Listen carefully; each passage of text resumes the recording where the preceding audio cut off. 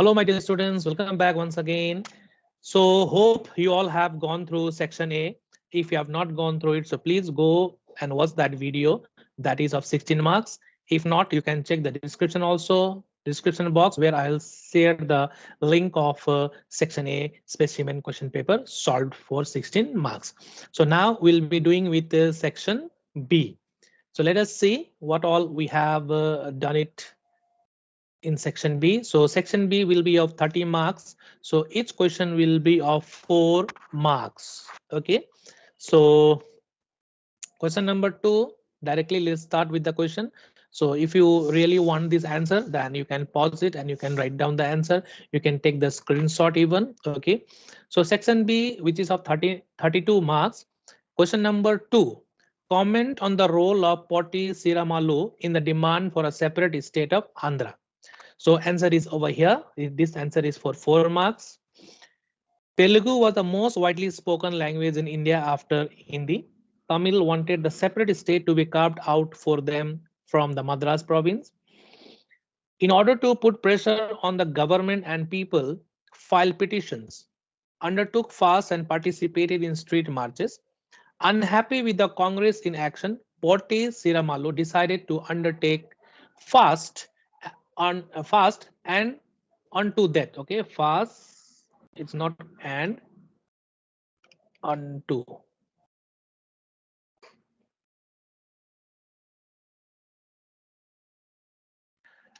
Fast unto death from 19th of October 1952. He unfortunately died on 15th of December 1952. Undertake. Okay. 15th of December 1952 after 58 days of fasting. Okay. So this resulted. Okay. Okay, let me little bit change it. This resulted in a chaotic situation in the province. The spontaneous protests were so intense and widespread. Okay, widespread, the government was forced to give in to the demand. So on 1st of October, Nehru announced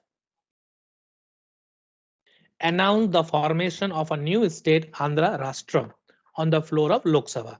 Simultaneously, the Tamil Nadu was formed as a Tamil-speaking state. So, what was the role of Potti Siramalu over here? So, he undertook a fast, and due to this fast, he died on 15th of December 1952. He fasted for 58 days, and after that, the result was that Tamil Nadu was formed as a Tamil-speaking state. Okay, so this was the role of Potti Siramalu. Now, question number 3, discuss the main issues that led to the agitation in Assam in 1980s. What were the issues? Okay, so altogether 5 points I have mentioned it over here. You can go through it. The people of Assam were aggrieved due to the unfair treatment by the center. Okay, which was evident by the lack of industries and allocation of funds. So funds allocations were also not there, industries were also not progressing. Okay, the revenue that the state got was taken away from it.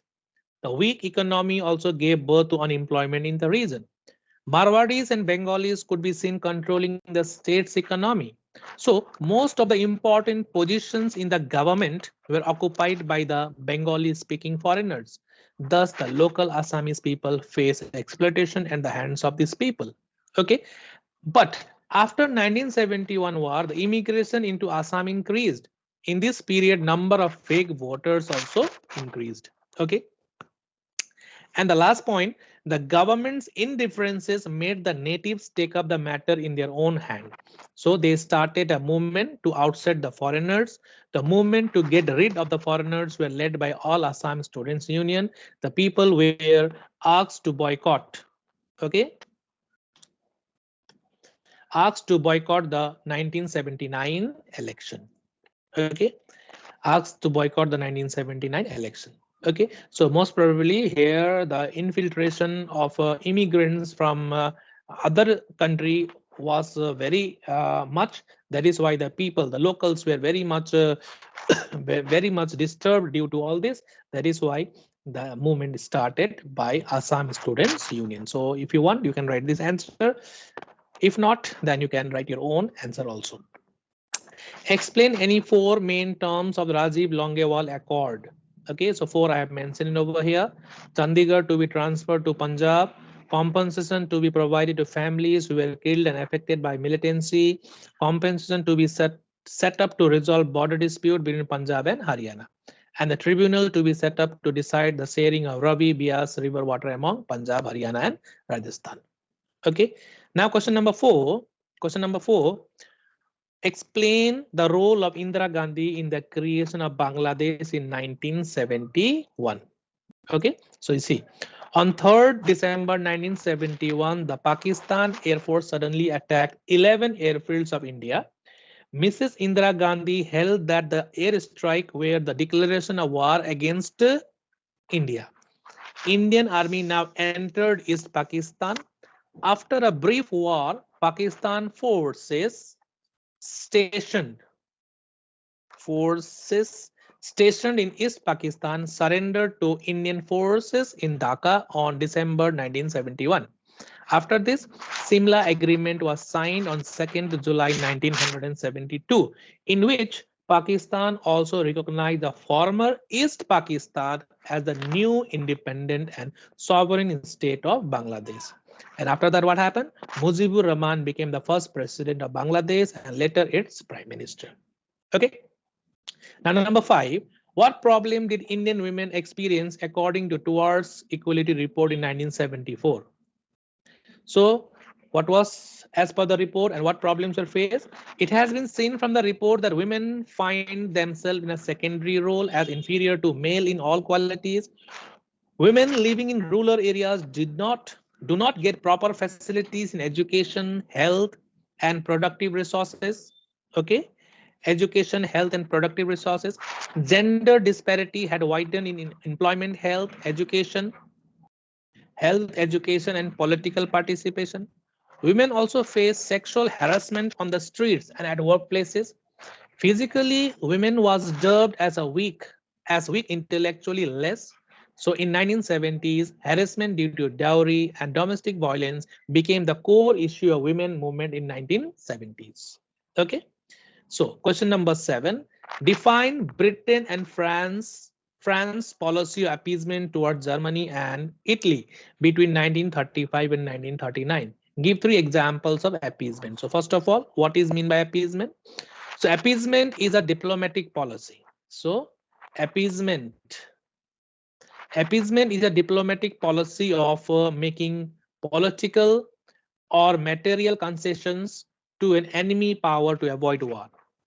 This term is often applied in foreign policy. This policy was firstly adopted by Britain and later on by France. The purpose of this policy of Britain was to avoid. Purpose of this policy was that Britain want. Okay, let me little bit of correction. The purpose of this policy. Okay.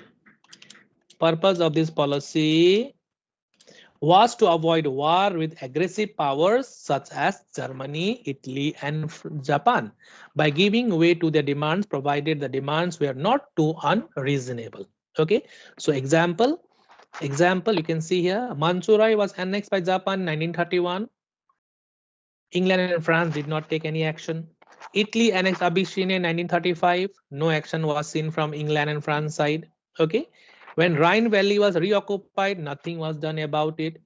When Ancillus Germany and Austria was carried out while appeasement was being followed. So all these things happened and no actions were seen from England and France side. So they simply wanted to avoid war in Europe. Even British Prime Minister Chamberlain was not in favor of war. He did not want to drag Europe into the war. That is why followed the policy of appeasement. Okay. Now you can see account for the communist victory over KMT in 1949. So communists had a support of peasants as well as middle class. The popular support helped the CCP in the struggle against KMT. Okay, Kuomintang Party. The KMT supported the industrialists, bankers, and the landed gentry. The factory condition remained pathetic. Child labor, low wages to the women continued. KMT forces failed to prevent the Japanese from occupying Manchuria and other parts of China. KMT army was not very effective. The soldiers were poorly paid and had a license to loot after factories. Okay.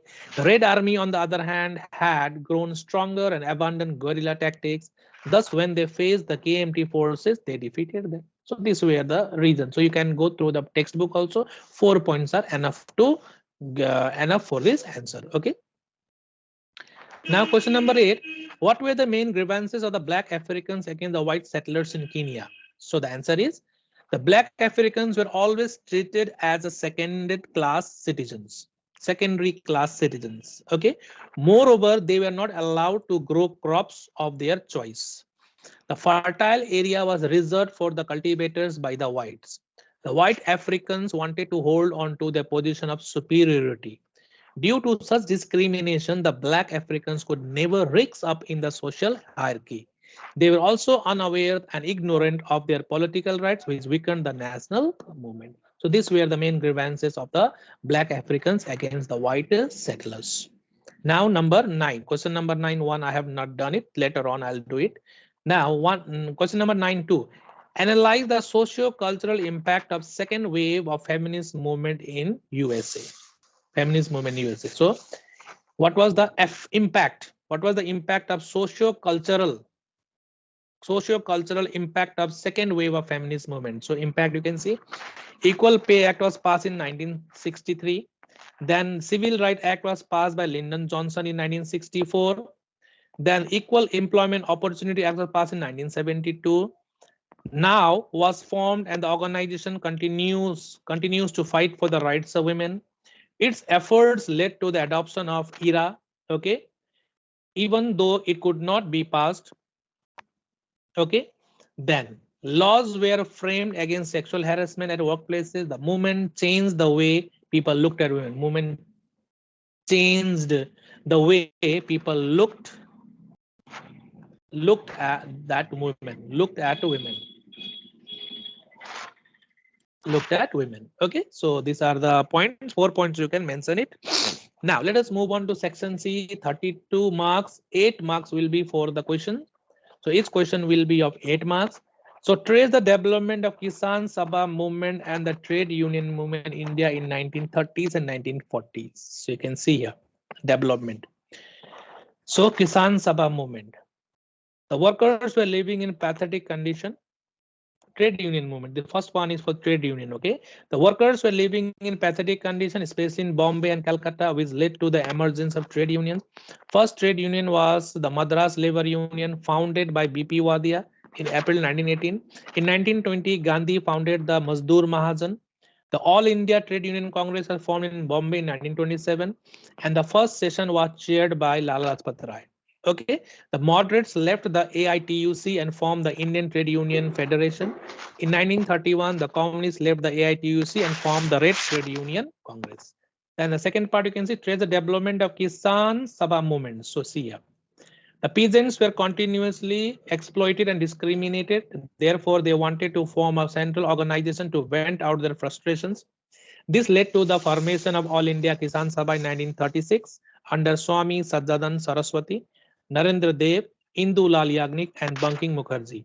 And the main objective of Kisan Sabha movement was to end the economic exploitation of the peasants, to abolish the zamindari system, to redistribute land to the landless peasants, to provide irrigation facilities to the improved agriculture. Next, examine the controversy between Congress and the Muslim League in 1946 over the question of A, being a part of Constituent Assembly, B, being a part of interim government. Okay, A.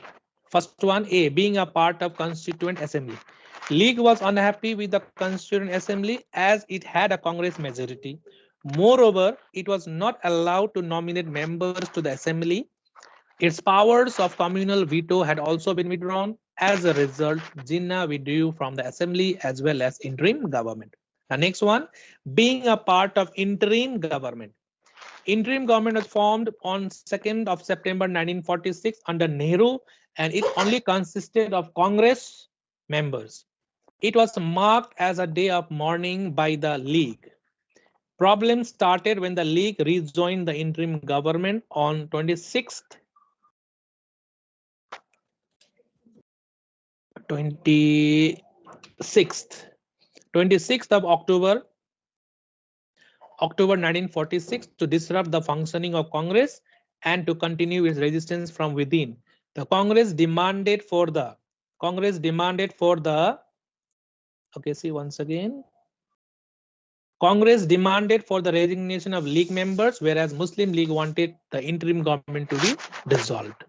Okay, so this is all about exit controversy between Congress and the Muslim League over two issues, being a part of Constituent Assembly and being a part of interim government. Okay, now number 11. The president has proclaimed an emergency. This is not to panic about Indira Gandhi. So this statement was said by Indira Gandhi. So on the basis of this, we have to evaluate the positive as well as negative aspects of emergency. So first of all, let us do with the positive development. The crime rate in the country came down drastically. Trains were now running on time and work was done smoothly in offices. School and colleges were reopened so that education was not hampered. The business community was happy as the formation of unions and strikes were made illegal. Black marketeers were suppressed and the supply of essential goods increased in the market. Prices of goods decreased dramatically. So next one, emergency witnessed negative development as well. So what were the negative developments? If we assess the emergency in observation, one of the lasting images of the period is the issue of forced sterilization in the name of family planning. Okay, this was the negative impact of emergency. Forced sterilization, eviction of poor people from slum areas in the name of beautification of Delhi. Okay, then people's faith in media was shaken as it was used as a medium to propagate government agenda. Then democratic processes were undermined as elected leaders were arrested or removed from office in many areas. Judicial system was weakened due to new amendments that were passed. Many points I've written over here. You can mention any four. Okay, and the system of reservation was introduced during the period which gave birth to new set. So you can see here this part 1, 2, 3, 4. This much is enough. This much is enough if you copy it down in your notebook. Okay, now let us move on to question number 12. The basic causes of conflict between Cold War lay in the difference between principles between communist and democratic states. In this context, explain the following. So you have to explain Truman Doctrine. So as you all know, Truman was the president of America. So as the Soviet expansion continued, Truman needed a policy. Truman, president of America, Truman needed a policy to contain the spread of communism. They wanted to stop the spread of communism. Okay, they wanted to stop the spread of communism. So the policy framed was influenced by the findings of George Kinman. The communists were trying to overthrow the monarchy in Greece, which was established by British after the war. It became difficult for the British as the communists were receiving help from countries like Yugoslavia, Albania, Bulgaria. Truman decided to intervene on the request of British Foreign Minister Ernest Bevin, who was finding it difficult to support the monarchy. Greece received massive aid from USA. This policy of America to help free people. So you can see here, this policy of America to help free people resisting armed subjugation from armed minorities or outside pressure came to be known as Truman Doctrine. Okay, so this was in the main objective of Truman Doctrine was to provide financial help to the weaker nations of Europe to save themselves from going into the hands of the communist.